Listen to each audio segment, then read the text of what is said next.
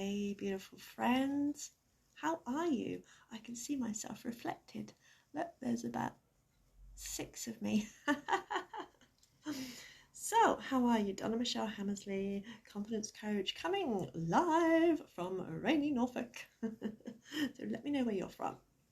So today, I want to talk about depression because I just start off by saying that I have done battle with depression on and off since the age of 14. So whatever I talk about, whatever I share, it's come from experience, because I know you can learn stuff from books and whatever, but unless you've truly lived it, experienced it, you can't really understand. And I know that some people seem to be naturally prone to melancholy, as I call it. It sounds better. It makes me smile if I say melancholy rather than depression. Some people seem to be naturally prone to melancholy, and some people seem to be naturally positive and happy and joyful. Most people fall somewhere in the middle. But I have struggled with depression on and off since the age of 14. So I kind of know what I'm talking about. More off than on in recent years, but I've noticed that recently it's been more of a struggle. But here's the thing. Any kind of emotional state can become a habit, can become addictive almost.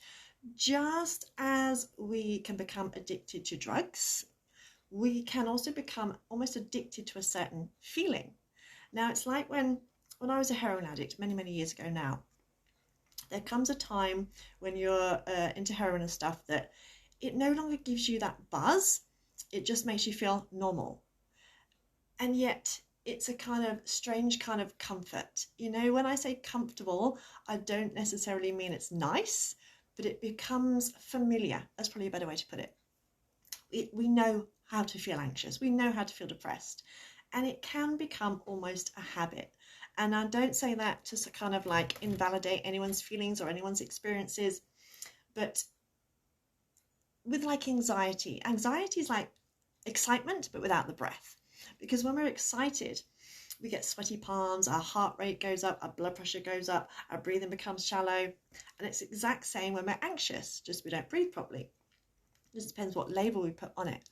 But any emotional state that we're in, our body produces hormones, which is why some people can become addicted to sex because they get addicted to the hormones that are produced during sex. Some people get addicted to starting relationships because they get addicted to that kind of like butterfly feeling that we get in the beginning. And we can also become kind of negatively addicted to something that is familiar to us. We know how to be depressed.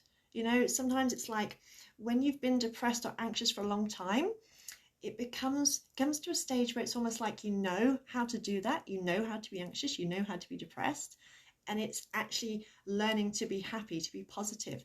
That's what we need to learn. And that's what I did. I learned. I have the upper hand on my depression most times nowadays because I've learned to work on my mindset. But it wasn't an overnight thing at all. And I still do struggle. And I've just realized recently, I have natural kind of cycles. Everyone has cycles, by the way. Even though I'm post-menopause, I have cycles where it starts off, and I found this out due to self-observation, it starts off with my energy starts to drop. When my energy starts to drop, my mood starts to drop. And when my mood starts to drop, all the negative thoughts come in. The thoughts of what a failure you are and you might as well give up and no one will like you and all those kind of thoughts, which then cause your mood to feel even lower, which then causes your energy to drop even more. And you end up in a vicious cycle. And normally, up until recently, it would just be low energy and a bit of a low mood. But I'd noticed recently that I was getting really low. When I slipped, I was getting really low to the point of like just wanting to burst into tears. And it suddenly occurred to me, it's like, duh, everything is intensified at the minute. So if you are kind of prone to low mood, seasonal affective disorder, anxiety, depression, with everything that's going on, whether you're fearful of coronavirus or not, but with everything that's going on, it's like someone's turned up the dial on everything, turned it up to like full whack. So whatever you're feeling, whatever you normally feel, it's 10 times, 100 times more intense right now. And because over the last 14 months, I've gone through losing my mum, I lost my pony who's in my life for 22 years, my marriage broke down, worry about financial stuff with the coronavirus. So it's been like shit on top of shit on top of shit. So of course it's going to be amplified. Of course it's going to be intensified. And I say that because I want you to realize that you may have these cycles and they may be more intense at the minute. You may be struggling more at the minute. Just know that it's not you. It's everything going on around us. And also the fact that we can pick up on other people's energy, especially if you're kind of sensitive to energy, or if you're an empath, you will be picking up on other people's energy, whether you realize it or not. And if you're not sure how that works, think of a time when you've maybe walked into a room and there's two people in there and you just know they've been arguing. You just know they've been arguing, even though they're quiet, because you pick up the bad vibe. Or when you've walked into a house and it's like, oh, it just gives me a bad feeling. That's because you're picking up on the energy. So at the minute, because the whole world really is a whole melting pot of emotions right now, we are kind of like sponges and we are absorbing other people's negative energies and fears and doubts and worries. So it's kind of like literally amplified everything. And I would like to know, why is it as soon as I start talking, my mouth goes like the Sahara Desert? And so normally I'll be okay for about 2 or 3 weeks. Then I start slipping. Monday, I really felt myself slipping. It's like I have an image of being at the edge of a hole and I'm kind of like trying to climb out, but it's slippy mud. And there is a part of me for a moment that wanted to slip in, that wanted just to let go and just allow myself to be depressed, because it's a familiar state to me. Learning to be positive, to be happy, to be outgoing, to be confident, those are all relatively new things to me. You know, I used to be the typical glass half empty kind of person. I've had to work to change my beliefs, to change my mindset. And so being depressed is like a familiar state. It's comfortable in that we know it, we're familiar with it. It's like your old jumper that's full of holes and really doesn't keep you warm anymore, but you put it on because you're used to it. And that is how we can kind of become addicted or kind of get into the habit of being depressed or being anxious. The other thing is, and this may trigger some people, it also gives us an excuse. It gives us a get out clause. Oh, I can't do X, Y, Z because I'm depressed. Oh, I can't do this today because I'm anxious. Oh, I can't get that done because I'm not feeling so good. And I know because I've done it. Because there may be an unconscious part of your mind that doesn't want to do something. And so you allow yourself to slip into depression, where you give yourself permission to stay in your pajamas all day and to eat Ben and Jerry's and to cry and to do nothing. So it can become a habit and it can become an excuse. We can use it as an excuse. And as I say that with only love, because I know, because I've done it. And I know other people have, speaking to other clients, they have done it as well. But I'm not saying it's that easy to snap out of it, okay? Don't get me wrong. I'm not just saying it's that easy to snap out of it. But there are things that you can do. There are things that you can do to help yourself. Things like breath work, things like meditation, things like aromatherapy, things like EFT, emotional freedom technique, things like energy clearing. Because often we get into a state of learned helplessness, which is where we come to believe that we're unable to change a situation or to control a situation or change our emotional state. So we don't even bother trying. Even when situations, opportunities present themselves, we don't even bother trying. And I've done this many times over the past 10 months, slipped into that hole. And afterwards I go, why didn't I do this? Why didn't I do EFT on myself? Why didn't I do crystals? Why didn't I reach out to so-and-so? So I know what it's like. to slip into that state of, I'm depressed, that's it, I'm just going to stay here for a while. And at least that gives me an excuse not to do the thing that I'm actually fearful of. And I know that may trigger some people, and that's okay. That's good. If it does trigger you, there's something there that needs looking at. Now, domestic violence and toxic relationships are classic examples of learned helplessness. People who stay in situations because they really don't feel they can change it, or they don't feel they can get out of it. And it's almost like I was saying to my coach the other day about the fact that I could feel myself slipping, and I could sense a part of me wanted to let myself slip. And I said, it's the only way I can kind of describe it is like Stockholm syndrome, when people who are kidnapped, they form a bond with their captors. You know, you don't want to be depressed, but it's a familiar state. And as I say, it gives you an excuse not to do things. And I could feel like an almost battle going on in my mind. Part of me wanted to just let myself slip into a state of depression. And the other part of me was going, no, you fucking don't. No, you don't. You've got stuff to do. You can't, not doing this. I'm not letting you do this. And it is a battle. And it was a case of, okay, who's going to win? Now, thankfully, my positive, right, no, this isn't going to happen side won. And I had an energy emotional clearing session with a friend of mine, Chanel O'Hare, which made me feel a lot better. But it just shows that we often mistake low mood with depression, especially if you suffer from depression for a lot of your life. And there are some questions you can ask yourself, and these are the questions I ask myself when I'm thinking, am I depressed, or am I just stressed or worried or fearful? And the first question is, if you were to win £10 million on the lottery tomorrow, would you still feel the way you do now? Because a lot of times, our fears, our worries could be, if not solved, then at least greatly eased by money. So would you still feel the way you're feeling if you suddenly won 10 million? A lot of times for me, I know the answer is no. I wouldn't. I'd feel so much better if I won 10 million. That shows me that it's situational. It's not true depression. It's just me letting those negative thoughts and letting my ego eat away at those positive thoughts to drag me down. So then I can take action. The second question you can ask yourself is, okay, what can I do? What can I control? What can I change? Because just staying where you are is not going to change the situation. It's not going to change your emotional state. Now, I tend to bury myself in books when I'm feeling low. I just stick my head in a book, and although it's brain drain, it's mind distraction, it doesn't actually uplift me. So I have to be disciplined when I feel myself slipping and make myself do things that I know will uplift me. And that's the thing.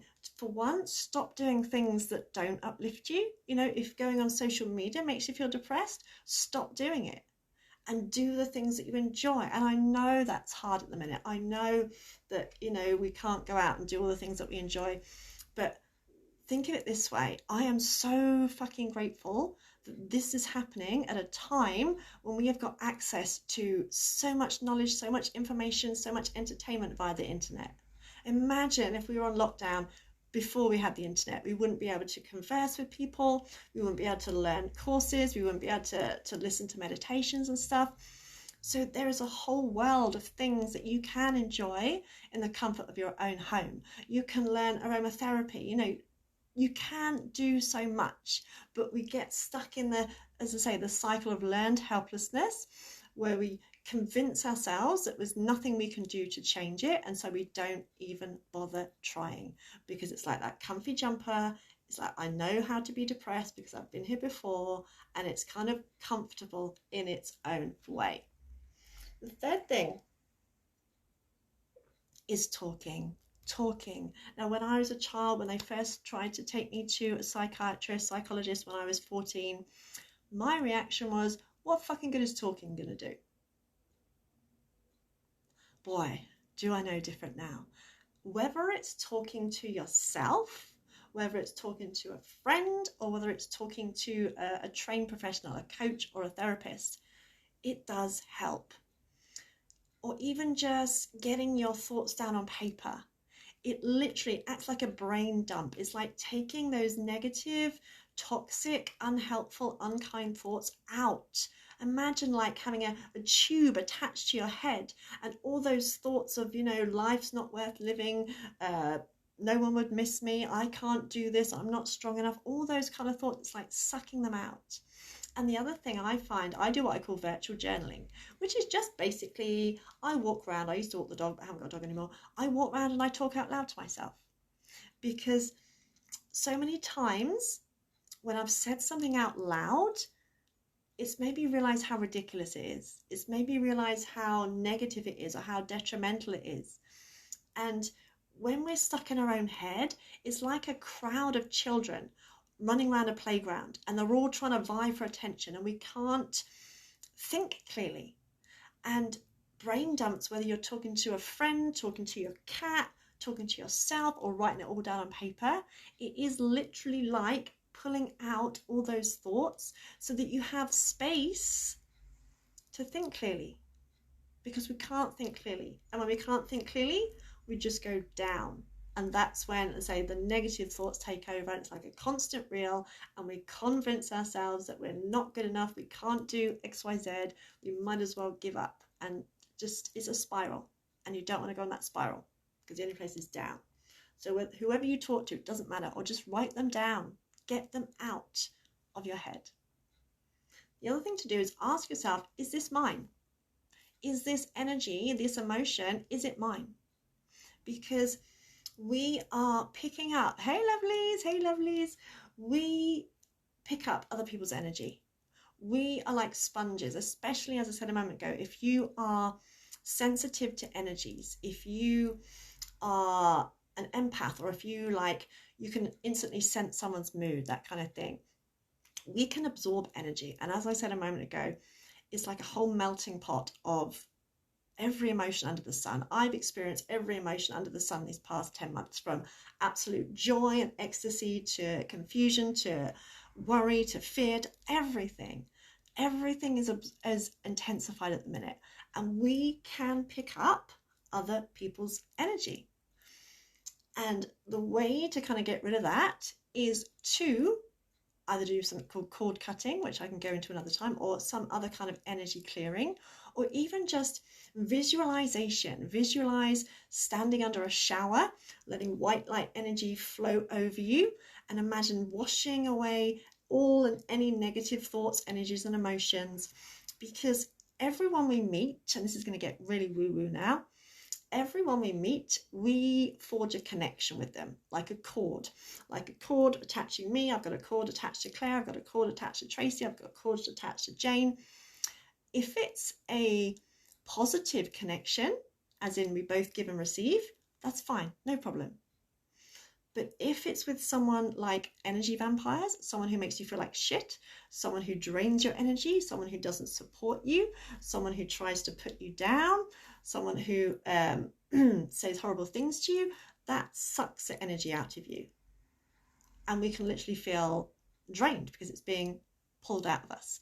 So we also need to make sure that whatever we're feeling, whatever we're carrying, isn't ours. And as I say, I can do cord cutting exercise, energy clearing. Another thing to do is simple muscle testing technique. All you do, and you can do this, use this for anything. If you have food intolerances, try this with your food.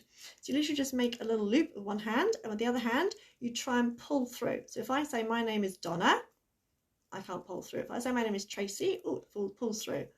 My name is Richard, pulls through. I like cats. I like sausages. And you just try it. You've got to try and stop from opening your fingers, and you can say, is chocolate good for me? No. Do I like eating meat? No. Do I like eating chocolate? Yes. So you can ask yourself, this energy that I'm feeling, this mood that I'm feeling, is it mine? And if you can't pull your fingers out, it is yours. Is it someone else's? They'll come straight out. But I can do another live on that because I can get into it a bit much. But we need to try and clear our energy every single day. Imagine cutting the cords to everything that happened yesterday, everything that happened last week. I have a pair of really nice pretty scissors that I use literally to cut the energetic cords, because emotions are stored in our body, and if we're carrying other people's emotions as well, it's going to make us feel like shit. The next thing to do is get moving. And I really know how hard this is if you're feeling low. Believe me, I know. When I get depressed or down, my energy just, and I have spent hours sitting and staring at a wall when I felt low.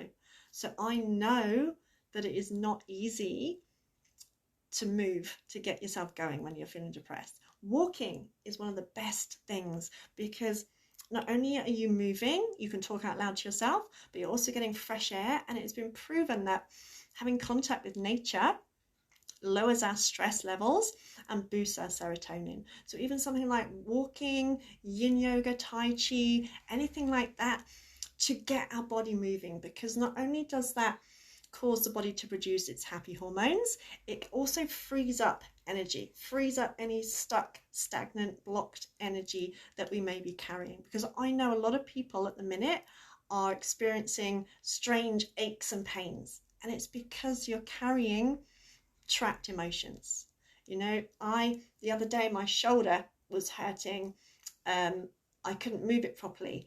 And it was like, okay, left side, that's the past. What am I holding on to? What am I holding on to the past? Because our arms are for reaching and holding. It's like, am I staying stuck in the past because I can't move my arm? And after asking myself those questions, the next day, my shoulder was back to normal. A few weeks ago, my back was really, really hurting. And when I asked my body, what is it about? I realized it was because I was fearful about supporting myself, because our spine is our central support. And I'm on my own now with supporting everyone. And once I acknowledged that it was fear of being able to support myself and everyone else, then the pain went away. So our bodies are trying to tell us something, and getting moving is a really good way of releasing it. It may not help, may not make it go away completely, but it's a way to get it moving. Having a shower as well. This actually is a scientific fact. The negative ions from the shower mix with positive ions. Now, I probably sound really clever, but I don't really know what they are, but I just know it works.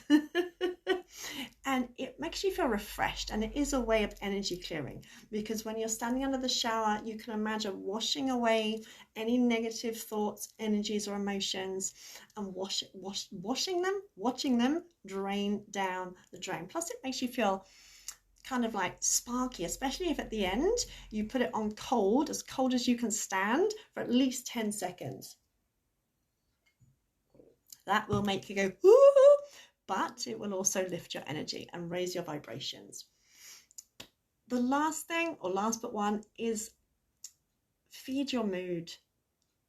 But by that, I don't mean eat loads of crap food, because when we eat crap, we feel crap. And I know I'm the biggest hypocrite, because when I get stressed, I go straight for the chocolate. That's my new drug of choice. But I know it doesn't do my mood any good. Our diet is intricately linked. And when I use the word diet, I use it correctly. I don't mean weight loss program. That's something completely different. Our diet is just what we eat. Our diet is intricately linked to our emotional well-being. Our digestive system is heavily involved with the production of some hormones like serotonin, which is one of our happy hormones. So if we are eating crap, and we have an unhealthy digestive system, and if you have any kind of IBS symptoms, whether occasionally or ongoing, your gut is screaming out for healing, and that can cause or exacerbate stress, anxiety, and depression. So as much as we want to eat the chocolate and the cake and this, that, and the other, it really doesn't help. It really can make you feel worse. So nurture yourself by eating healthy, fresh, nourishing foods, giving yourself the vitamins and minerals, and also the energy from fruit and vegetables. We get energy from our food. And when we're buying stuff that's like not proper food, we're not getting any energy from it. And we want to raise our energy. We want to lift our energy. We want to do all that we can to raise our vibrations. And it is hard work. This may sound like hard work, but being fucking depressed is hard work too. And the last tip I have for you today is to learn a new skill. That doesn't mean you have to go out and demonstrate it. Just learn something new. Self-development, mindset mastery. Mindset mastery has been the biggest thing that has helped me overcome depression so that it's more off than on nowadays, to improve my chronic fatigue syndrome. And it is what has helped me through this past year. If I had not done the work that I've done over the years, I don't even like to think what state I'd be in with all the stuff that's gone on this year. I seriously don't. The suicide rate has like shot up this past 10 months, which doesn't surprise me. And I honestly don't know if I'd have been one of them had I not done the work that I've done over the years. So I cannot stress, which is why I'm so passionate about it, because it gives you tools and techniques to help you. It's not a magic cure, but it gets you out of that learned helplessness. It gets you out of that state of hopelessness, of I can't do anything about it. It puts you back in the driving seat. And it's like having a little toolbox of things that you can do if you feel yourself slipping. And adding it to it, as I say, it is a game changer. But just keeping your mind busy and occupied so it's not overrun with all those thoughts. As I say, you don't have to like gain a qualification, although you can if you want to. As I say, we are blessed to be experiencing this coronavirus pandemic at a time when we've got access to so much information via the internet. 20 years ago, we wouldn't have had this. We'd have been stuck at home without, there's a world of opportunities out there to learn new things, to personal growth. And what that also does is improves your self-esteem. When we learn new skills, it improves our self-esteem, which then improves our confidence. And the more confident we are, actually that can help us when it comes to our mental health as well. That can really help us get through it and remind ourselves that we are far stronger than we give ourselves credit for. Because if you're still here, if you're watching this right now, that means you're one tough little cookie and you're my kind of weird. You really are. So I'm just going to do, so here's where we get really, really fucking woo-woo. So if you don't want to hang around for this bit, it's okay. Wherever you are, I want to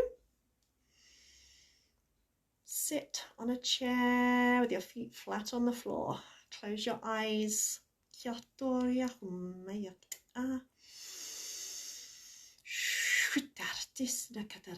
And if you wish to receive healing, if you wish for me to clear some of your energy, then just say to yourself out loud, I give permission. Yes, yes, yes.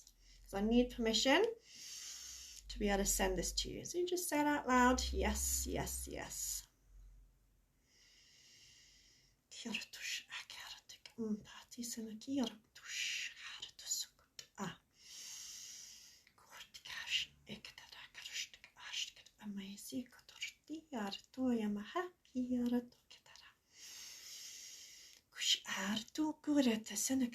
Take your awareness to your heart center, your heart space.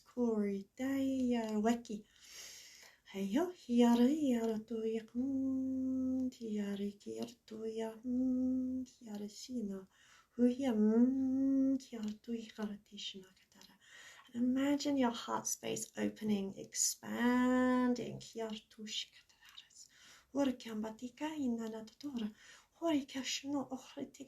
feel like you're alone and you're not. You have thousands of light beings behind you, your ancestors, your soul brothers and sisters.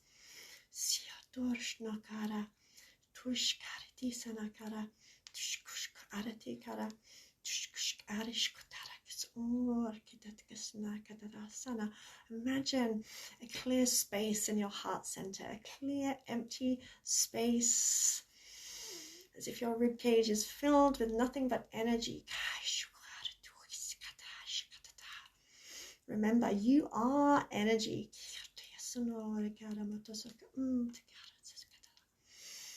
And imagine drawing in my words and the energy that I send to you. Imagine drawing it straight into your heart space.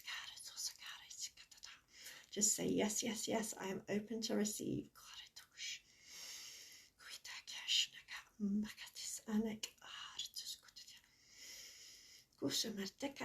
And I want to just pull out that guilt.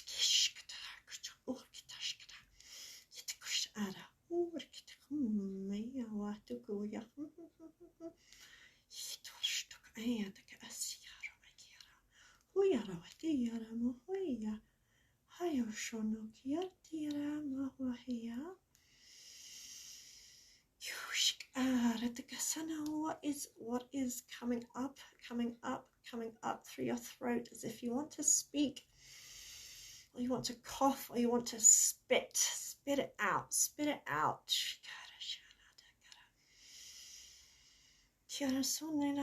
Auntie Jean.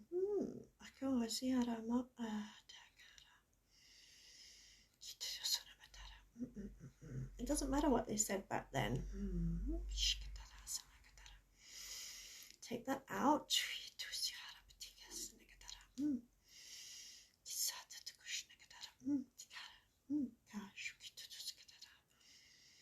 Imagine wiping the slate clean.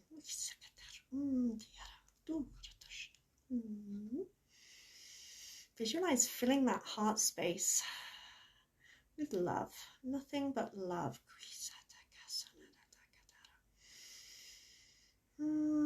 Pain over above my right eye.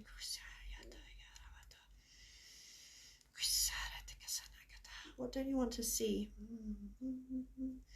What is scary for you to look at?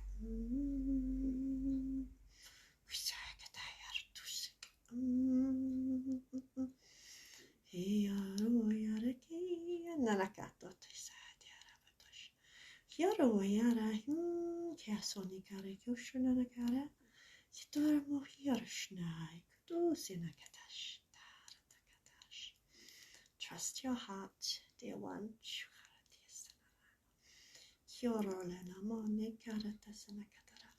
Now I want you to imagine taking your power back. Draw your power back. Draw it back. Draw it back into your heart space. Draw it back to yourself. Imagine it going back into your heart center.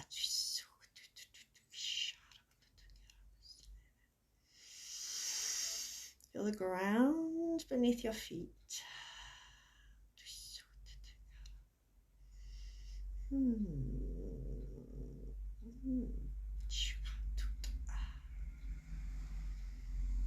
Place your hands over your heart and say thank you, thank you, thank you.